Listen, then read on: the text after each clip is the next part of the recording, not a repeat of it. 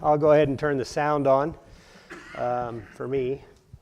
Okay, well, we are covering Ecclesiastes chapter 8 tonight. There's really just three topics that we're going to look at. But before we get into that, let's go ahead and have a word of prayer. Our dear Heavenly Father, we are so thankful for your word, thankful for your blessings and Christ that has given us this opportunity to be united with you and to be your adopted children. We hope, Father, that you would grant us the wisdom to know how to understand Scripture and to make application to our circumstances and the issues we deal with in our culture and our life. Help us, Father, to be wise with it, and not only to be wise with it ourselves, but to also be wise with others and to be able to speak about it and share it in a way that edifies and encourages others in your word as well. So as we study through tonight the writings of Solomon here in Ecclesiastes, help us and be with us and grant us your peace and your comfort. We pray this in your Son's name. Amen. Okay, so chapter 8. I'm actually going to generally skip the first verse. It really fits with chapter 7. The end of chapter 7 was all about wisdom, and the first verse of chapter 8 is, who is like the wise and who knows the interpretation of a thing? A man's wisdom makes his face shine, and the hardness of his face is changed. So anyway, that really fits with the very end last week, talking about wisdom. And really, wisdom is a scarce thing. It's not common in the world. You know, very often I think the idea of common sense. A lot of people don't have common sense. Well, I don't know how common, especially wise sense is. And like a lot of times we expect wisdom to be, common, and a lot of people have it. But the reality is, it's not a very common thing in all cultures, not any particular culture, just kind of in the world. So coming into the chapter, or verses 2 through 9 in chapter 8, really deals with the idea of obeying authority. Even though authority doesn't really know everything and kind of has all this power, and even as we look back a couple of chapters ago, how the bureaucracy of authorities often is oppressive. There's still some advantage to having them. But he's reminding us here, much like Paul reminds us in Romans, to obey those in authority over us, and Jesus does as well. And so I'm going to go ahead and read all 8 verses here, and then we'll talk about it a little bit. So he says, I say, keep the king's command, because of God's oath to him. Be not hasty to go from his presence. Do not take your stand in an evil cause, for he does whatever he pleases. For the word of the king is supreme, and who may say to him, what are you doing? Whoever keeps a command will know no evil thing. And the wise heart will know the proper time and just way. For there is a time and a way for everything, although man's trouble lies heavy on him. For he does not know what is to be. For who can tell him how it will be? No man has power to retain the spirit, or power over the day of death. There is no discharge from war, nor will wickedness deliver those who are given to it. All this I observed while applying my heart to all that is done under the sun, when man had power over man to his hurt. So, talking about, starting off with obey the king, okay? And because of God's oath to him. And so, in just a kind of a strange way, and anybody wants to comment on this, what does that mean that God has an oath to the king? God is the one that established him in his power. Okay.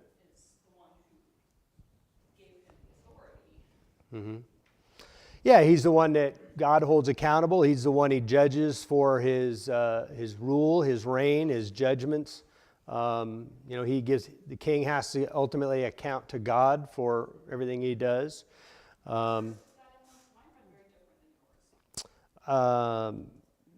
That's verse 2. Keep the king's command because of God's oath to him. Mine says for the sake of your oath to God. Yeah. It could be. It could possibly be that as well. Hebrew is a little bit trickier that way, but and they both fit. Neither one of them really violates the concept. We are in our oath to God. We have to, obey authorities, and but so does the king. He ultimately is going to give an account for his oath, or to God, or the oath that God has essentially placed him under. And so he goes on in verse 3. It says, "Don't be hasty to go from his presence." What do you think that means?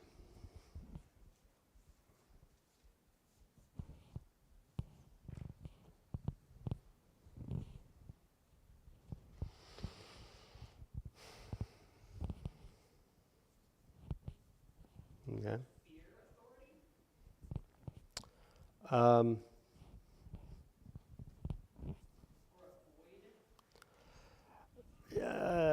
Yeah, and I think some of the thoughts about this are that it's really referencing like fleeing the king's authority and almost becoming rebellious against it. That it's not just being in front of him, but actually kind of turning on him. Don't be hasty in kind of fleeing or getting away from or moving away from the presence of the king. And because this is written by Solomon, and Solomon's job was to be the king, and he's telling everybody, God says you got to obey the king. Well, your comment reminds me of some last week too that seemed to be questioning the scripture, that they're not from God here.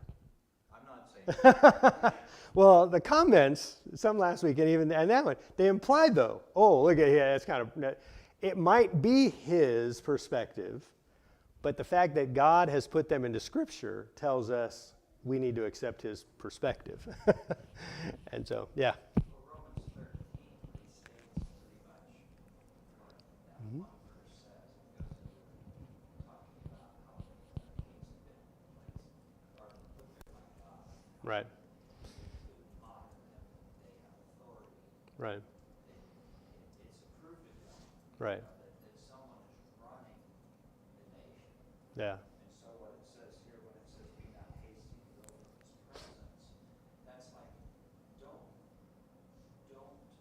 disregard the king. Don't be like, okay, I've heard I'm leaving now. So it's listen to the authorities, give them respect Right. because of the honor because they're by God. Right. Yeah. And it seems like he's saying, don't quickly turn away from them. They are, after all, human beings. Their judgments won't be infallible. They won't always be right.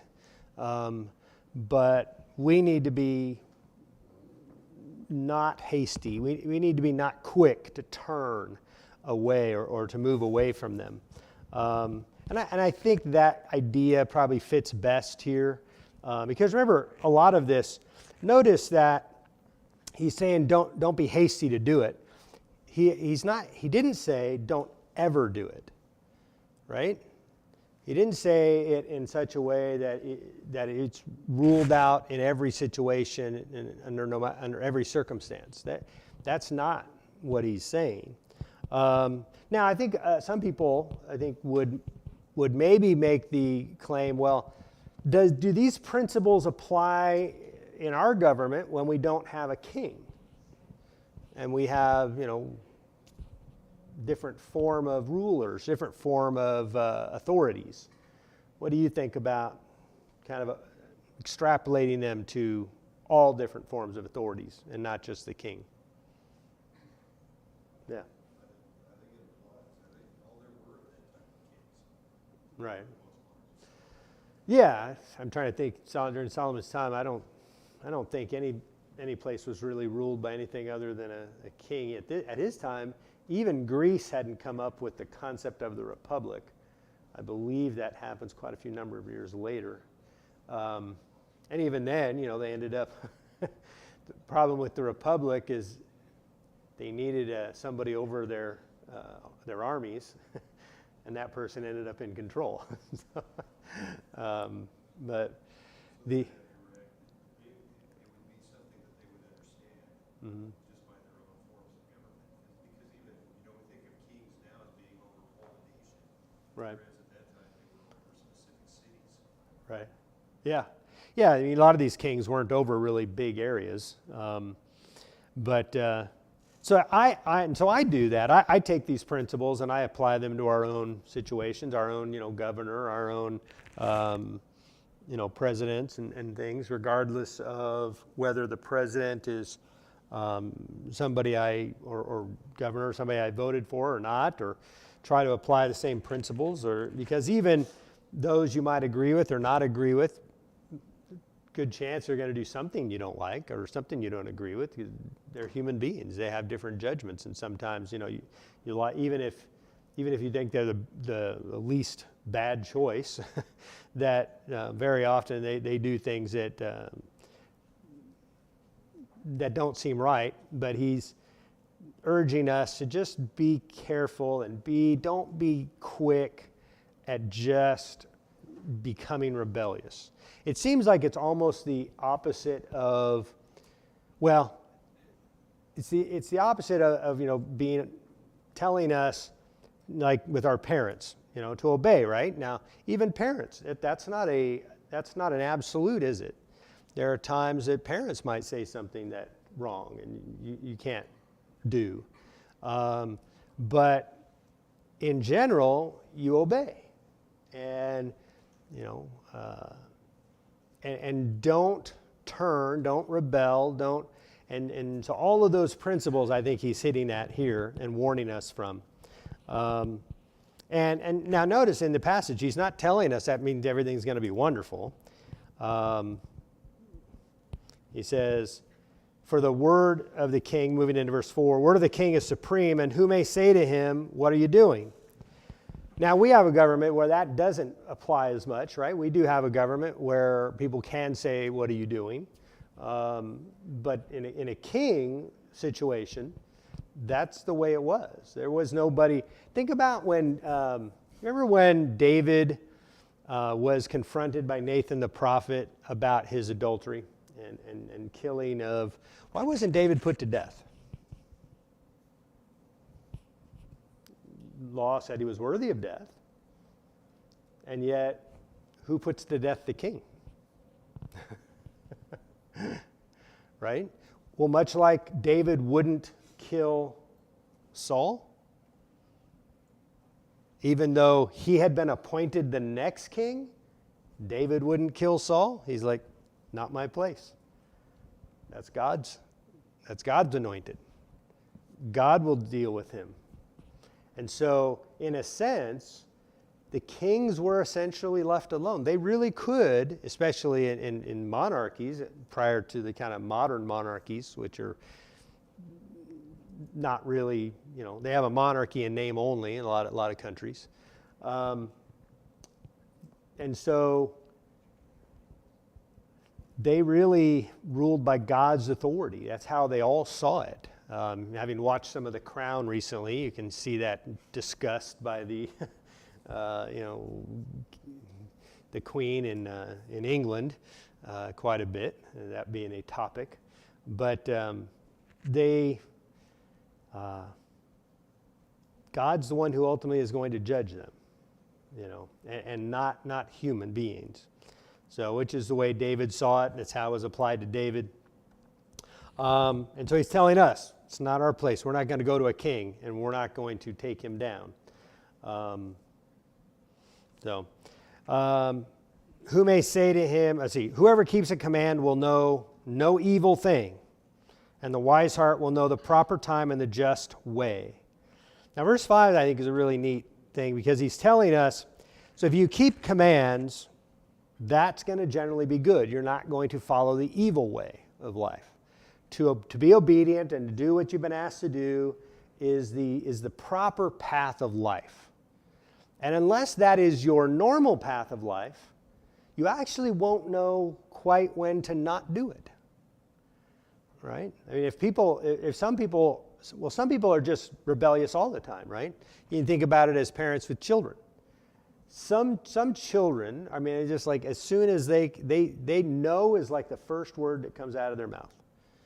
And some are stronger than others with it. They all say it to some degrees in different times, at different stages, but they don't want your authority over them. And they don't like it because what does it do? What does parental authority do to children's desires? What? Crushes them. It certainly puts a big wall in the place of what they want to do, right? But if kids got everything they'd want, most of them wouldn't become adults. So, right. Yeah. And so we need people to kind of put boundaries up for us to kind of say, you're not really ready. You're not capable yet of handling what's over there. And so need people that kind of stop them, say no, give them a boundary. And that's what authority really has. Authorities are given the power to place boundaries for children, for those, in a kingdom. And so anyway, he's telling them that if you do that, if you obey the commands normally, that your life will be better. So that needs to be our general mode. Right? Doesn't mean there's not that time to disobey. The apostles did it, right, with the Jewish leaders. When they were commanded not to preach in Jesus' name, they didn't do that. And they told them, we're not going to do that. God has told us to preach, and we're going to preach. And so we can't obey you. And so the second part of this, so I think also really kind of hints at chapter 3, and that where he talks about the wise heart will know the proper time and the just way. So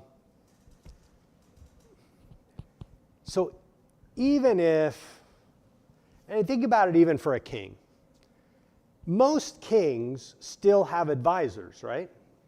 And it's true in the ancient world, and almost even every form of democracy and republics that exist today, even presidents or whoever the head of state is, almost always have a group of advisors. And yet, those advisors have to be careful about the way they give advice, right? Because it's not their decision. They may have all the knowledge about a subject, but they don't get to make the decision. And so they have to frame it a certain way, they have to talk about it a certain way. They also, do you think advisors also go, well, maybe it's not the good time right now. Maybe we'll do it next week. Or maybe we'll do it in a few days, when after this thing has happened, and they'll be a little more pleasant, or they won't be as irritated, or they won't be as upset. Same thing kind of happens in families, right? Sometimes people are upset, and he's like, well, this is not a good time to talk about it. Let's try to, maybe let's talk about this tomorrow. That might be a better time. So,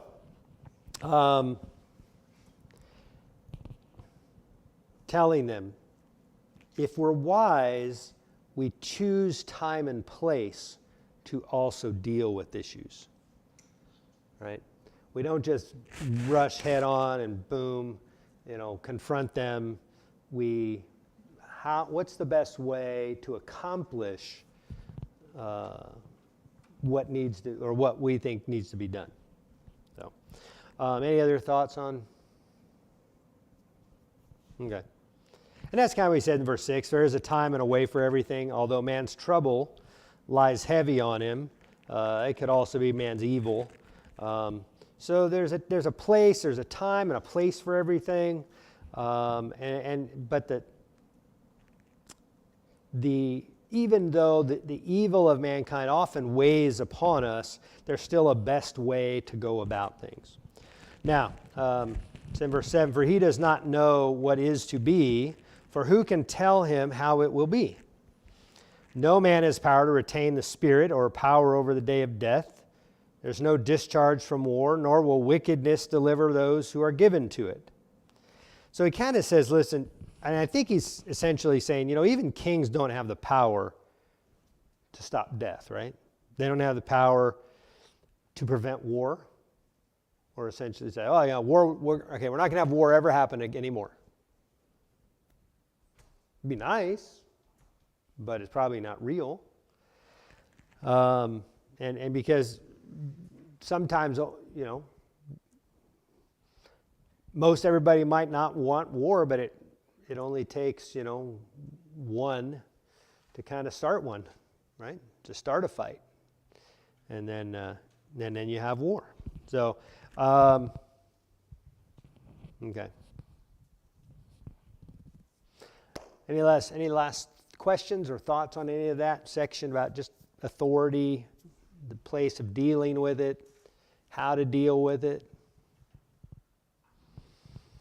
I think it's a little bit more of a challenging question for us in this country, and kind of talking about that because in this time, if you were told, obey the king, it's a decision. It's either a yes or it's a no, but there's an absolute authority, and it rests with one individual who clearly is in that position because God makes it so.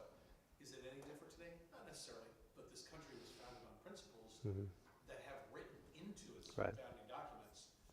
You are able to petition the government Right. to redress the grievances, and you're allowed to peacefully protest and all these other things. Right. It becomes a challenge because my wife asked me just the other day, or somebody brought it up, do you think that it's appropriate for a Christian to protest?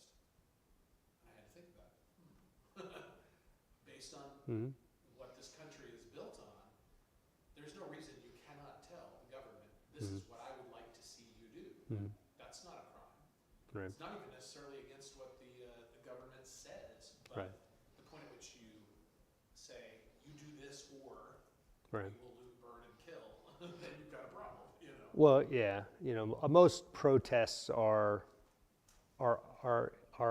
also veiled threats. Sure. Most of them turn violent. I actually had this conversation many years ago with somebody kind of over the Revolutionary War. That would have actually been a much bigger difficulty because the American colonies were under a king in the Revolutionary War time. And would it have been appropriate for Christians to have disobeyed the king? And anyway, kind of leaving that aside, the modern kind of I think the modern concept in America of protest, it's really just about 60 years old, and we've had others before that, but and there's been terrible ones, but I think in terms of thinking protests is an effective form is kind of the last 6 years, because if you go to college now, you're going to be taught, boy, this is kind of what, this is what you should be doing. This is what we did, in the 60s, and this is how we made change. And maybe, change happened. I don't know if good change happened necessarily all the time, but, change comes change comes in spurts typically. But it's an interesting question anyway, and because I think it deals with how the protest and what the issue I'm protesting. Because he even says in here in this passage, don't. Where is the verse?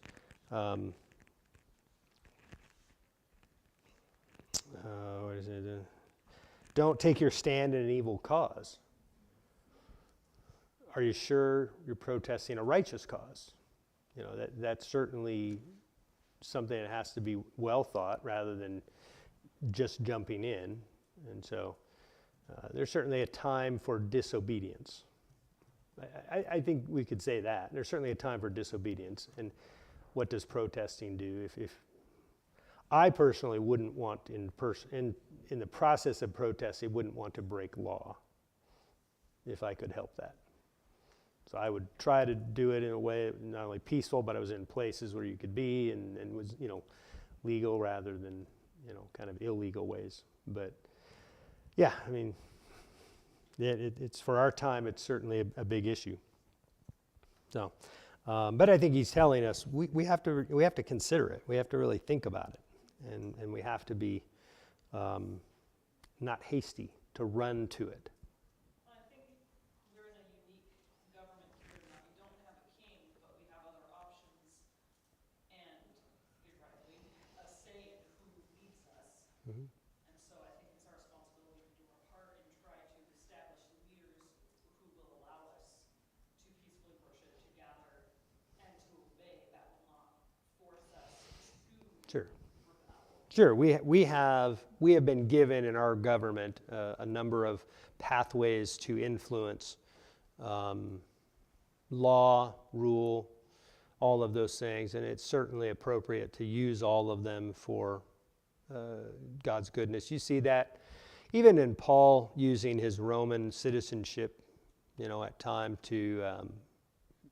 The only time we really see him bring it up is when he wants to stop the assassination attempt of his life so he can keep preaching. And so when he learns about the assassination attempt and after he's arrested and beaten, they certainly did not think he was a Jew, and he didn't say anything apparently in the process of being beaten, because he didn't say anything until afterwards. Is it okay to beat a Roman citizen? He obviously knew the answer to that, and they did too, which is why they were terrified after they realized they had done it. But so he did not use his legal rights just willy-nilly. He used them for good, for purpose, for God's purpose, and I think that's something for all of us to kind of take to heart. Because I think when you think about rights, even going to the New Testament where it talks about, we've been set free. Are we set free to do whatever we want? No. We're set free to do what God wants. And to find the good and to choose that which is helpful and good for our fellow man.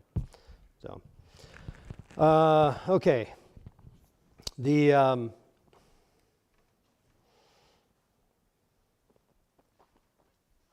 Any other thoughts on any of that section? Okay. So, a couple smaller sections. The second one about fearing God, he's just essentially telling us that those who fear God, it's going to be a lot better for you. If you fear God, now notice where this issue has already come up, and it comes up at the very end of the book. It really is the whole matter, that fearing God and doing what he says is really the path of life that is going to bless you the most. Okay? Now, does that mean your life's going to be easy? Does it mean nothing bad will ever happen to you? Does it mean no unrighteousness will come upon you? No, it doesn't mean any of those things. Everybody's going to have trials. Everybody's going to have challenges. Everybody's going to be faced with wickedness and evil because that exists in this world. And so what are we, though? Because that's what this book is really about. The book is about the best way to get through life in this world. That's what he kind of is advising. When he's telling us all these things are just empty and hollow and don't make them the purpose of your life, he's also telling us regularly along the way, but these are the things that make it better. These are the things that will make it better than the opposite. And so in here he tells us, I'll go ahead and read it. Then I saw the wicked buried. They used to go in and out of the holy place and were praised in the city where they had done such things. This also is vanity, because the sentence against an evil deed is not executed speedily. The heart of the children of man is fully set to do evil. Though a sinner does evil 100 times and prolongs his life, yet I know that it will be well with those who fear God, because they fear before him. But it will not be well with the wicked, neither will he prolong his days like a shadow, because he does not fear before God. So notice he's saying, listen, it's going to be better for you, your life's going to be better. And yet he understands that some people will practice evil and prolong their life. I watched recently a documentary about Jeffrey Epstein, the guy who killed himself after. What's really sad is, way back in the 1990s, he was being accused of essentially sexual abusing underage kids. And his wealth, which also appears to have been acquired in weird ways. But that guy lived, I don't know, he was probably 60, something like that. He lived a fairly long life, a fairly wealthy life, doing just unbelievable things to lots and lots of people. And how did he keep getting away with it? Well, one of the reasons why he probably extended for a lot of that was his wealth and his position, his power. And it allowed him to kind of skirt authorities for a while. And even the people because originally Palm Beach, Florida is where he had a place and where it would become known, and they were trying to make a case against him before the feds kind of took it over. And they were having to dot their I's and cross their T's because they knew the guy was wealthy, they knew he was powerful, and he probably had people on their force that would help him, because it does seem like when they raided his house with a search warrant, he had gotten rid of tons of stuff already. And so it seems like somebody had let him know that it was coming. And so probably from the police or DA's office. And so he did it for a long time. And how does that happen? Well, and that's kind of, I think, what he's talking about, is sometimes there are people who get away with things for a long time. But, one of the things I was struck by, I was having a conversation with this the other day, there were about a dozen women or so who were ready to testify against him in court when he killed himself, or before he killed himself, and almost all of them were really upset that he would never face justice, and he had gotten away scot-free. And it just kind of struck me, though, how when you don't believe there is a God, how it skews not only your kind of perspective on, how to live, but also on something like him killing himself. Because I think he probably got a lot more justice than he might have even gotten in this place. But he got his just rewards, I suspect, and but they didn't feel like it. Didn't feel like they got their pound of flesh here in this world, and I think a lot of times, we feel that way. We almost need to get that pound of flesh in order to feel right here. But God has told us He's the one who ultimately sets things right. He's the avenger.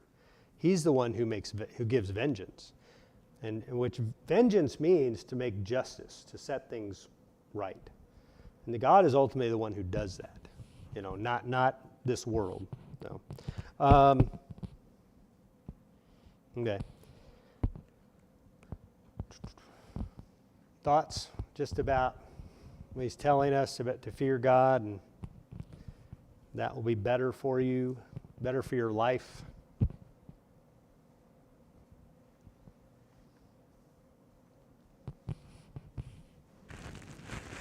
Okay. Well, let's go kind of the end of this. We get the unknowable works of God talks about, but also he gives us some more, you should do this. This is kind of the better path of life. He says, there is a vanity that takes place on earth, that there are righteous people to whom it happens according to the deeds of the wicked, and there are wicked people to whom it happens according to the deeds of the righteous. I said that this also is vanity. Now, he's already said that before, in the book. And he's telling us, sometimes you might be right, and what happens to you is more what should happen to a wicked person. Or the other way around. You do wickedness and it turns out right for you. But those moments of that happening, and that does happen in this world, we're not going to make that never happen, right? We can seek for justice. We can try to have justice executed wherever. But are we going to make everything right in this world? Are we going to do that in our country? Our judges, we're going to set everything so that there's never any unjust things that go on? Probably not, because that's kind of the way of this world. This world, doesn't really live by God's standards. It lives primarily by Satan's. And what happens here isn't always right. And so, why do you think he tells us that, though? Why would you think Solomon, in his advice, as this old person talking to younger people who are getting ready to live their life, why is he telling them this? I think he's setting their expectations. He's trying to tell them, in this life, you may do all the right things and still not see a positive end to all of your efforts. Don't set that as your expectation, that if you do the right things, you honor God, and you make all the right decisions, that suddenly you're going to be rewarded in this life. There's Right. no guarantee of that. Right. I think we use the phrase in both. Sometimes it happens in families. It happens in our society a lot. Well, that's not fair. Everything's got to be fair. Lots of things aren't fair. Huh? Fair as a weather condition. Yeah. I like fair weather. That's nice. But it doesn't stay around forever, does it? Especially here in Idaho. Might be fair one time and it might be a storm in the next.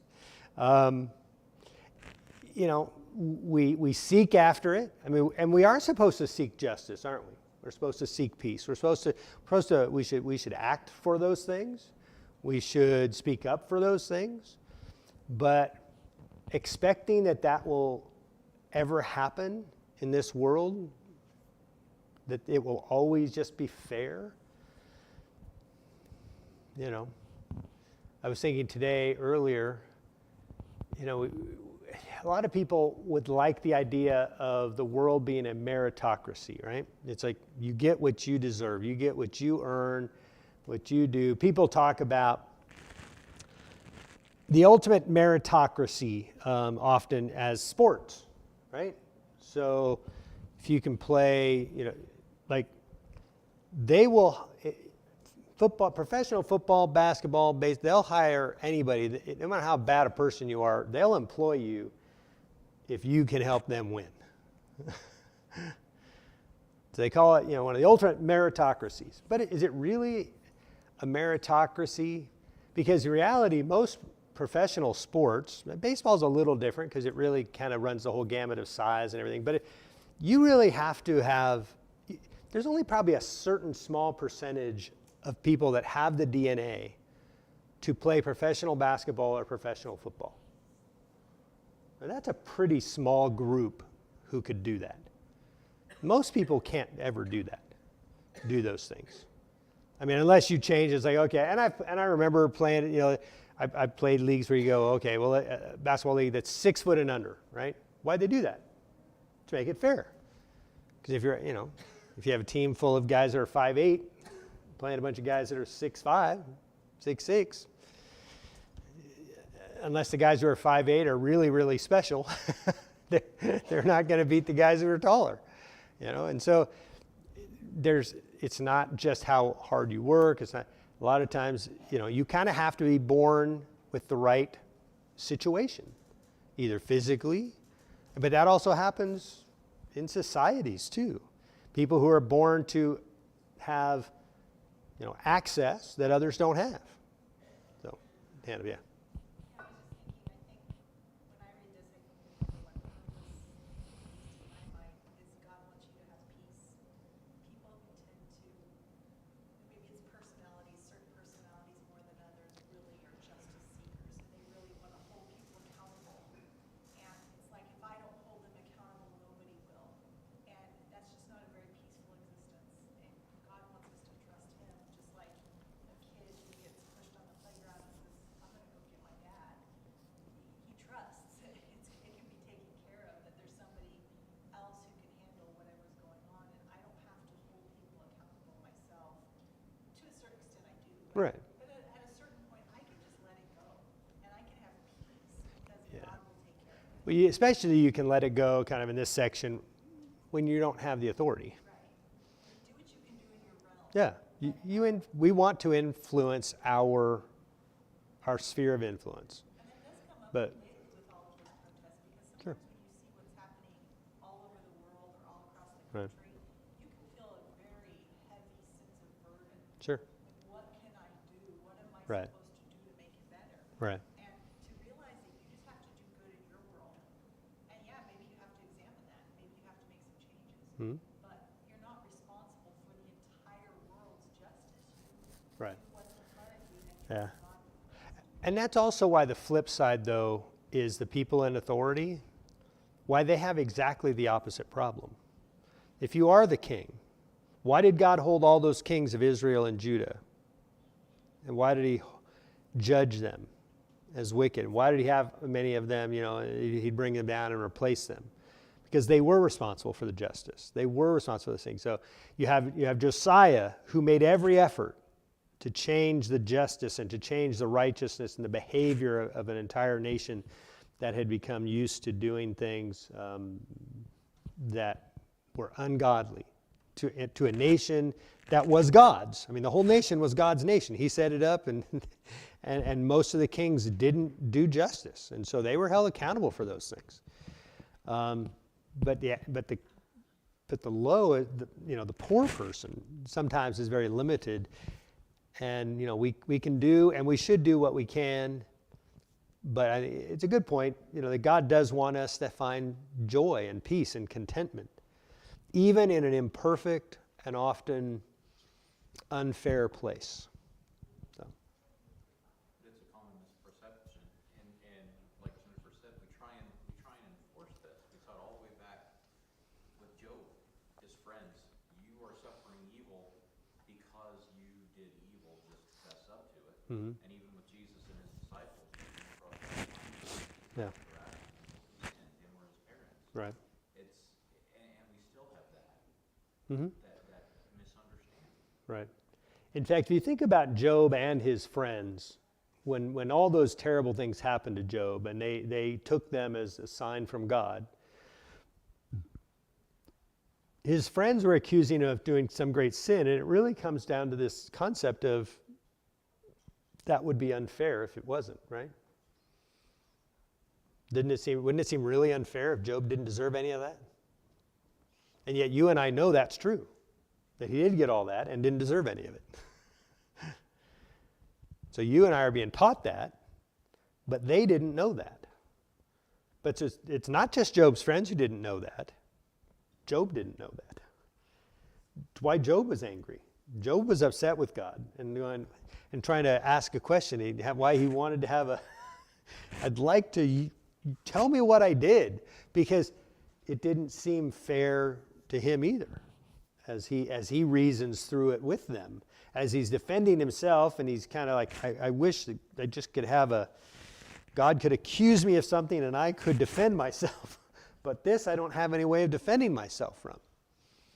And because on its surface, it's unfair. What happened to him was unfair, but it happened. No, and that's going, and that may not be the norm, and we don't want it to be. We seek after justice. We try to be just in our own lives, in our own situations. But how hard is it for us to be just in our sphere of influence? Are we always just? Say as parents, Everything we do as parents, all decisions parents make, are they always just? Younger children will always point out, or discrepancies of justice. Older ones will say, you never would have let me do that when I was that age. The unfairness of being born in different places in your family's, heritage leads to a great deal of unfairness, at least accusations of unfairness. And so sometimes parents actually, I think make the mistake of going to the opposite end of say, well, okay, here's the way it will always be. At this age, this happens. At that age, that happens. And the only problem with that, and I know we try to be fair with those things, but the truth is, if you have two children, and whatever that situation might be, at say 15, whatever age, one 15-year-old in your house might be ready and responsible enough to do something like start driving here in Idaho, and another might be going, I'd really rather you wait. And as a parent, you might be looking at them and making that judgment, right? Now, will that come out as unfair to the children? They'll accuse you all day long. But of course, why do children accuse you of stuff? To get what they desire. That's what everybody does. And then, children are just a microcosm of what older people do in a little more refined way. Children just don't know how to hide it as much as older people. No. Okay.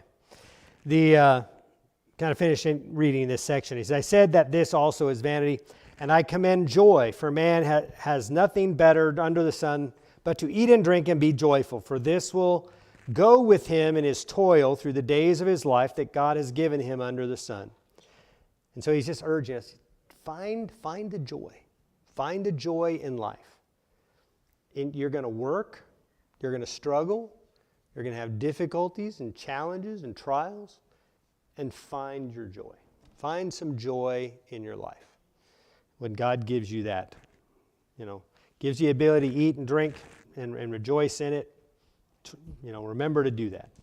And then kind of finishing and just reading the last couple verses here. When I applied my heart to know wisdom and to see the business that is done on earth, how neither day nor night nor one's eyes see sleep, then I saw all the work of God, that man cannot find out the work that is done under the sun. However much man may toil in seeking, he will not find it out. Even though a wise man claims to know, he cannot find it out. And so he's kind of telling us, and he actually had already said this earlier, or does he say this later? I'm trying to remember. But it's been put into man to kind of have this sense of eternity, and yet we'll never see all the work that God has done from beginning to end. You and I will never know that. We'll never understand it. We'll never see it. And I think even we can know what he has revealed to us. And he's revealed a lot to us. But we won't know everything he's doing. Do we know what he's doing right now? Do we know the providential things he's doing to raise up people and take them down? I don't think so. Because now some people would kind of make I've heard some people believe, well, God's not doing any of that anymore. I don't believe that's true, because I don't think the passage in the New Testament tells us he raises kings up and he takes them down. If that's not true anymore, then our government's, he's not ultimately responsible for who's in authority anywhere. And so that principle would simply go away. And so if he's ultimately responsible for all of it, and he's going to judge all those who rule, then, and that's why we obey, then in some ways he's working much like he was working, with Ruth and Ruth's life and Naomi's, as well as in Mordecai and Esther, and saving the Jews there from that ruler. And so, but he was doing a lot of things behind the scenes people never knew, causing things to happen in some way, in certain ways. And sometimes he didn't raise up, like I mentioned Josiah earlier. Josiah was this wonderful king, probably the only real king who's placed on par with David. And in a lot of ways, Josiah is even better, doesn't have all the blood on his hands that David did. But Josiah didn't have a long reign because God's like, no, I'm going to go ahead and let you die early because I don't want you to see what's going to happen to this people. So what comes after him are terrible rulers. So if God's responsible for raising up rulers and bringing them down, we don't often know why a bad one's there. You know, we think, well, if God was, because I think don't we usually think if God was raising up, he'd always raise up the good ones? I think we think that. Well, God must not be raising up these bad ones, these wicked ones, these evil ones. But see, a lot of times we don't know what it is God's doing. What is he planning to do to our country? What's happening? I don't know what's happening. You and I don't know what's coming. We don't know what's going to happen in the future. He does. And he's in control of all that.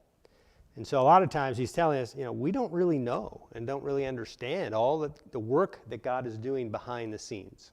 So, okay, well, we're going to end there. Next week we'll go into chapter 9.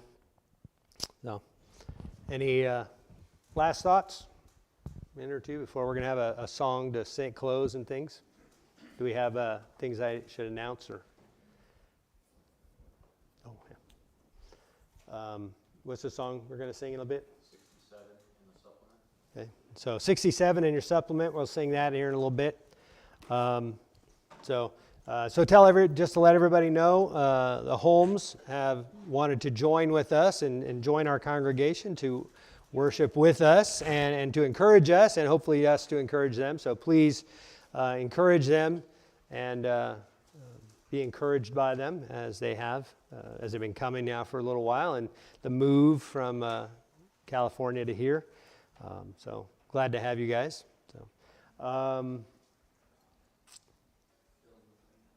Oh, yeah.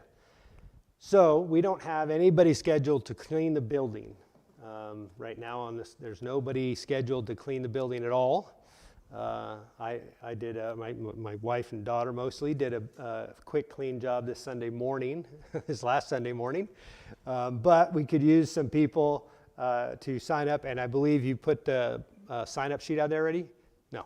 But you can, it will be there Sunday morning, yes. But if somebody wants to do it this Saturday, that would be great.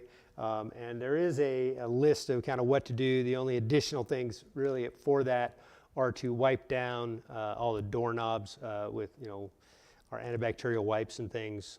Just a little extra cleaning to all the surfaces we touch. Light switches and doorknobs and things. So let us know if you can do that, and if you can do any of the weeks in the next couple of months. So on Sunday, we'll have the sign-up sheet for the next little while. We will probably begin starting in July having more people involved in the assemblies and stuff. So for all of you guys who have just kind of been on hold as far as jobs and things are up here, some of those will begin again starting in July. Not all of them, because we're still doing some things differently. We're not going to have 4 people up here. We're not passing plates, so we're not going to have all the people. But there will be a few more people involved in things. Is there anything else I should announce so you can remember? I can't think of anything else at the moment. But, okay, well, as we always do, if you need help, and just encouraging everybody, if you need help, please let us know. If we can serve you in some way, help you in some way, pray with you. I would ask you to be praying for the couple that came. So Debbie Crockett and it's actually her nephew. They're really the same age, but she has a much older sister that had a child about the same time she was born. And her nephew, Chuck, was here.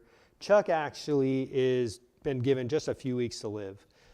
Chuck was told just a few weeks ago that he has lung cancer, small cell lung cancer, really aggressive and fast. and he was struggling, for that hour and, and almost a half. We had hour and 20 minutes or so that we were here Sunday. A couple of us helped him into his car and things, so it was a tough time. And he had an infusion on Monday, and those are tough. So a chemo kind of drug. So he's got a very short time. I'm hoping to. He was baptized many years ago in a church in California. They were trying to get back coming and things, but please pray for them. Pray for Chuck and Debbie as well, and hopefully I'll be able to meet with them in the near term to talk about God and to talk about following God. So anyway, that's about all I have for tonight. We're going to sing 67 in the supplements to close out, and so please reach out to us, text us, email us, give us a phone call, anything. If you need help, please let us know how we can help. As together we stand and sing.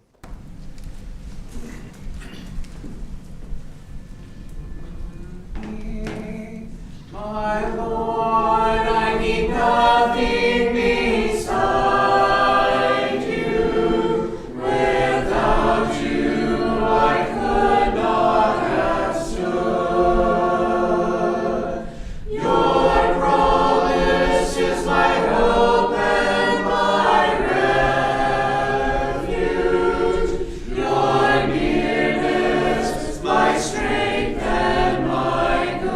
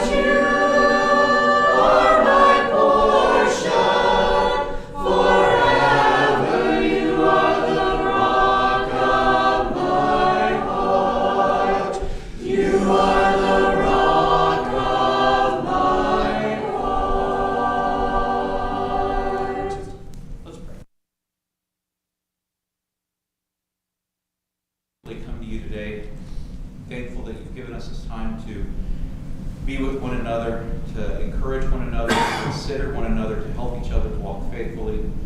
We ask that as we've studied your word, your truth would be brought out, that we would understand what what you intend for us to understand by giving us your word, that it would direct us to live faithfully for you, that would encourage us in this life so that we have honest and earnest expectation of spending eternity with you. We ask that you would help us to see those around us who need you and who need your help and guidance through us. Guide us in what we need and what we can do. Please strengthen us and give us boldness and confidence in the things that you want us to do. Help us to be more like your Son. And it's in his name we pray. Amen.